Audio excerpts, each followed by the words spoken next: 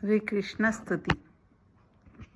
కస్తూరీ తిలకం లలాటఫలకే వక్షస్థలే కౌస్తుభం నాసాగ్రే నవమౌక్తికం కరతలే వేణుం करे कंकणं सर्वांगे हरिचंदनं च कलयन् कंठे च मुक्तावलिं गोपस्त्री परिवेष्टितो विजयते गोपाल चूडामणि विजयते गोपाल चूडामणि।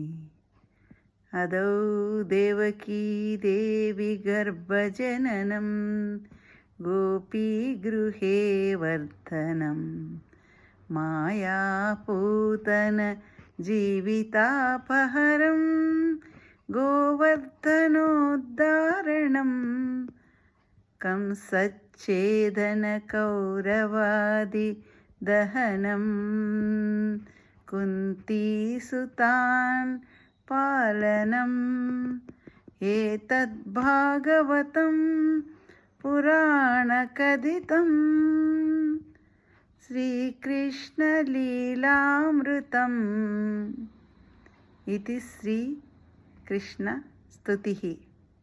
నిత్యపారాయణం కోసం ఈ శ్లోకం రోజు చదువుకోవచ్చు. సర్వశుభాలను కలుగజేస్తుంది.